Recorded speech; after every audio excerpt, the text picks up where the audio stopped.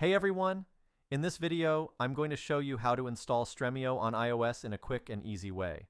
I'll guide you through the full process step by step, so even if you're just starting out, you can follow along without any issues. I've personally tested this method, and it works smoothly. Before installing the modded app or game, you need to complete the following steps. First, open your device's settings and go into the General section. From there, look for Background App Refresh and tap on it. Make sure it's enabled and set to either Wi-Fi or Wi-Fi and mobile data so the app can properly refresh and operate while running in the background. After confirming that, head back to the main settings menu and find battery. Open it and check whether low power mode is enabled. If it is, turn it off, as this setting can restrict background activity and interfere with how the app works. Once both of these options are set correctly, you're ready to move on to the next step.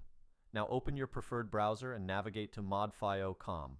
This website is known for offering a wide range of modded apps, games, and free codes. When the page loads, use the search function to look for Stremio. Select it from the search results and you'll be taken to a page with more information. Click the Install App button and wait. The download should only take a short amount of time. If this is your first time using the platform, you'll be asked to complete a quick verification step. You'll be redirected to a separate page where you need to install a few free apps from the App Store or Play Store. A step-by-step guide is shown on the screen, making the process very easy to follow. Once verification is complete, installation will be completed and the file will appear on your screen ready to use. That's everything you need to know. Thanks for staying until the end of the video. If this tutorial helped you out, don't forget to hit the like button and subscribe for more guides like this.